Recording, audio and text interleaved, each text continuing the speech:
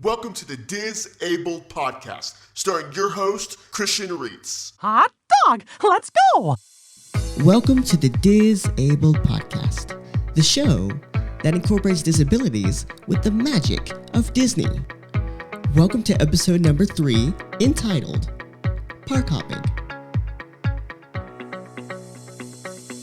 Be sure to use our hashtag the Disabled Podcast when sharing this podcast to all social media platforms. Now again, that's hashtag the Disabled Podcast when sharing this podcast to all social media platforms. And now, here is your host, Christian Reitz.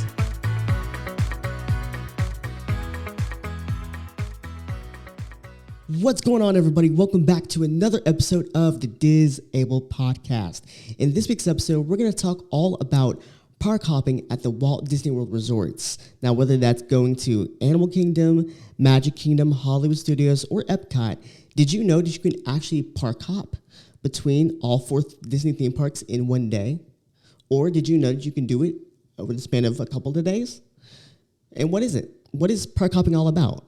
Well, we're going to cover that in this week's episode of the Disabled Podcast. But before we begin, make sure you are subscribed to us on your favorite streaming platform that you are listening to this podcast on right now, whether that's YouTube, Spotify, or Apple Podcast. And be sure to go like us on Facebook at the Disabled Podcast Facebook page, so that way you don't miss out on any other announcements that I make for the future of the Disabled Podcast. So now, let's talk about park hopping. Now, before we can really dive into the details of what park hopping is, let's cover some of the basics. Now, the definition of park hopping at Disney World, for those of you that might not know, it basically means visiting 2 or more of the 4 Disney theme parks, whether that's Magic Kingdom, Epcot, Hollywood Studios, or even Animal Kingdom in a single day.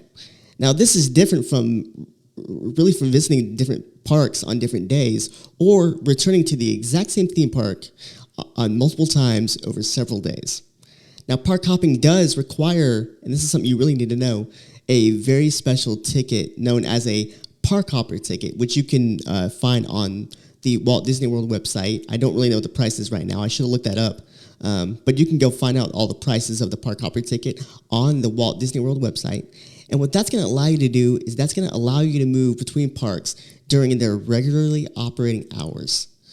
Now, in 2020, when the park shut down, of course, there was nothing happening. But when 2021 and the park started opening back up, and the world really started opening back up, you could only park hop to the next park that you wanted to go to. So say like Hollywood Studios over to Epcot, anytime after 2 p.m. That was the rule for about 3 years.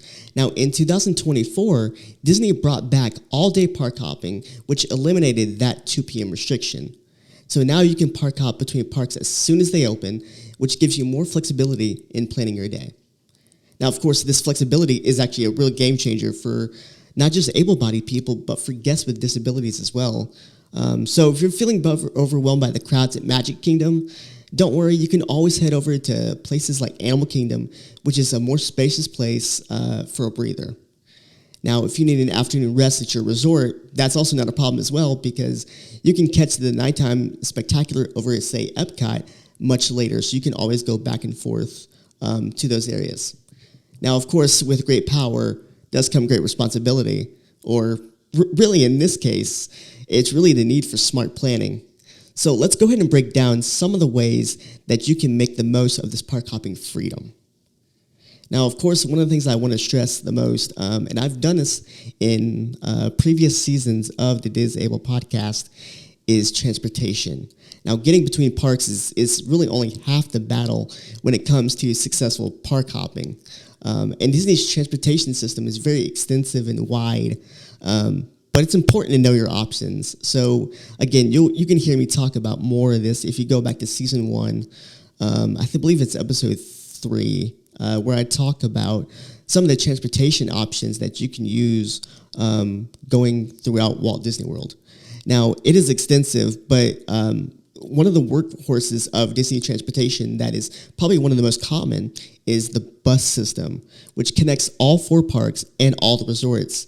But one thing to keep in mind, especially about all the other transportation systems, is that you have to be aware that wait times can be longer due to increased guest numbers, especially in those times like Christmas or New Year's or the summertime. So you want to make sure that you allow enough time to really get to your next destination, whether that is at a theme park or a resort.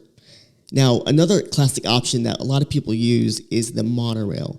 Now, that links Magic Kingdom and Epcot as well as the other selected resorts in that area. Now, for my wheelchair people, this is a wheelchair accessible option, and it really offers a smooth ride. Now, of course, there's another option that was introduced many years ago. I don't really remember how long ago this was introduced, but it is now called the Disney Skyliner, and that's a gondola system which whisks guests between Epcot, Hollywood Studios, and other nearby resorts. Now, it's fully accessible, again, for wheelchairs and ECVs, and it offers amazing views of Epcot, and it actually stops for Epcot at the back of the World Showcase, so you'll get off near England, Canada, and France in that area, so it goes to the back side of Epcot and the front of Hollywood Studios. Now, that's a great ride for me personally. I love that ride. It's a little scary for people who might have issues with certain heights. So again, you want to make sure you kind of play it by ear and maybe use, say, a bus, or even one of the other things that they do now is they've been doing it for a while actually, is the water taxis. Now, some routes are temporarily unavailable in 2025. But it can be another relaxing way to travel between certain parks and resorts. But again, you always want to make sure that you check the current operations. And really, one of the best ways I would say that is to download the My Disney Experience app, which if you don't have the My Disney Experience app, that is a game changer in itself, from lightning lane passes to finding out when the park opens, making dining reservations, mobile orders, and all that stuff. So you want to make sure you have the My Disney Experience app downloaded onto your phone, because that will give you real wait time estimates for transportation, which can be very valuable for planning your park hopping experience. Now, of course, park hopping sounds easy, but really, let's be honest, it's really not. So let's talk some strategy. Now, park hopping with a disability does require a bit more forethought, whether it's mobility issues or whatnot, mostly mobility issues. But it's absolutely doable. Now, of course, you can start your day early at your first park to take advantage of those lower morning crowds. And in fact, I'm going to talk later in the season about the early morning magic hours and the late night magic hours for certain resort guests staying at Walt Disney World Resort. Now, of course, one of the things I would say as well is you must prioritize your must-do attractions and experiences at each park. Now, of course, this will help you focus your energy on where it really matters most.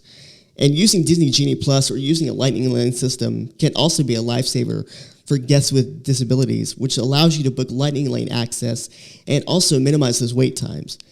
Now, you need to, of course, if you're big on resting, if you're not one of those go types, you really want to prioritize your rest periods throughout each day. And each park has quiet areas that are perfect for recharging at all the 4 theme parks. So again, be flexible with your plans. And one of the things that I love about really all day hopping is that you have the ability to change the plans on the fly. So you want to make sure that you're listening to your body and adjust accordingly as needed. Now, remember, it's not a race to see everything, and I know it's probably tempting, but we're going for quality over quantity, and really that's the key to an enjoyable Disney experience. Now, of course, I talk a lot about disability, of course, because this is the Disabled podcast. Walt Disney World really is good, and it really prides itself on being accessible to all guests. Most rides have accessible queues or alternative entrances, and first of all, I just before I even go any further with this, I got to shout out these cast members.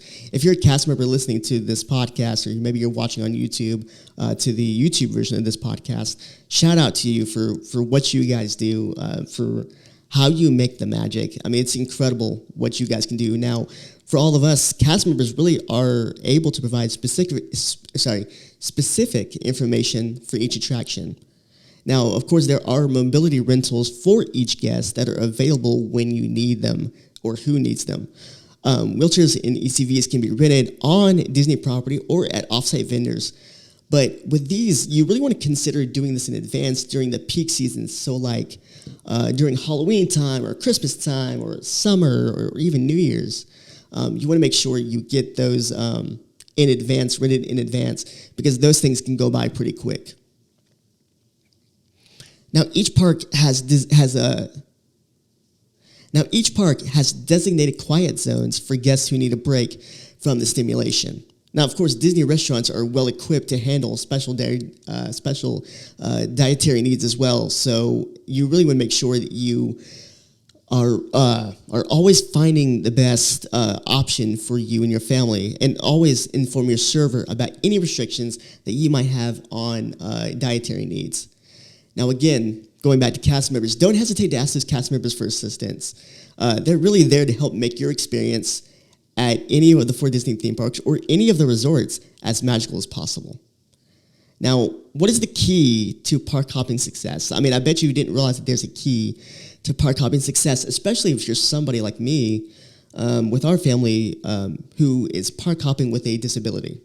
Now, the key is managing your energy levels, and that's really crucial. So you want to pace yourself by alternating high energy attractions with more relaxed experiences. So follow up Expedition Everest with, say, a show at Animal Kingdom like Festival of the Lion King or Finding Nemo, The Big Blue and Beyond. And you also, again, want to make sure you're staying hydrated and fueled throughout the day, because that Florida heat, y'all, especially in the summertime, that Florida heat can get up to the hundreds. And that's no joke. I mean, it's going to get hot, and you want to make sure you're prepared at all times. So I always recommend carrying a refillable water bottle and planning regular snack breaks in the shade, usually by going to watch an indoor show, like, say, at Hollywood Studios, going to watch, for the first time in forever, a Frozen sing-along celebration, which is one of my favorite shows to go to when I just need a break. Now, you also want to consider using mobility aids, even if you don't typically use a wheelchair. Now, renting one for longer distances between parks can save your energy for enjoying attractions, and you want to make sure that you know your limits. It's okay to scale back plans, and maybe, for me and my family, we probably would do, 2 parks in different days, but 2 parks in a day might be more enjoyable than rushing to all 4 Disney theme parks, which we've done. Actually, come to think of it, we actually haven't done that yet. We've actually done in a recent trip, way back in when the parks opened back up, me and my brother and my nephew, or 2 of my brothers and my nephew, we did 4 parks in 2 days, and that is a lot, but you can get it done. Now, remember, your vacation has to be enjoyable. It doesn't need to be exhausting, so you want to make sure you're listening to your body and not pushing yourself too hard. So, again, park hopping with a disability, especially in 2025 or whenever you're watching this at any time, it's really an achievable dream. Now, with the right planning and mindset, you can easily create a truly magical experience tailored to fit your needs and your family's needs and your family's abilities. So I really hope that this kind of guide through navigating the parks with confidence with this whole park hopping thing, I really hope that brings you some relief that you don't have to do everything that is in a theme park. So like Magic Kingdom, you don't have to do everything.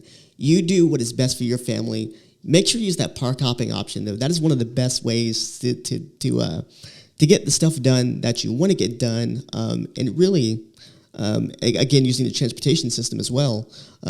Really, a combination of the park hopping and the transportation really is designed to help make things easier for you when you stay at a Walt Disney World Resort and you want to go park hopping. Now, I hope this guide has helped you navigate the parks with confidence, but remember, every Disney trip is unique as well, and it's just like every guest, So embrace the magic at your own pace and create memories that will last a lifetime. Now, I hope you've had a very enjoyable time listening to this episode. If you love what you hear in this episode and you want to know more, don't be afraid to comment down below on your favorite streaming platform that you're listening to me on right now, and just ask questions. Again, there's a whole community on Facebook of different Facebook groups that will help you plan and will help give you tips and tricks to best plan your park hopping experience, or really your whole entire trip at the Walt Disney World Resort. So join me next week for the next episode of the Disable Podcast in about 2 weeks, actually, when we're going to talk about not park hopping, but we're going to go on to resort hopping. And I'm going to give you some of the best resorts that I personally have gone to myself, and give you some of the things I would do with these resorts, and to really make your stay as magical as it can be. Well, guys, that's all the time I have for this week's episode of the Disable Podcast. Again, join me in a couple weeks for a brand new episode. And with that being said, guys, have a wonderful day, and we'll see ya Real soon. Thank you for joining us for this week's episode of the Disable Podcast. Be sure to use our hashtag the Disable Podcast, when sharing this podcast to all of your social media platforms. Have a wonderful day, and we'll see ya real soon.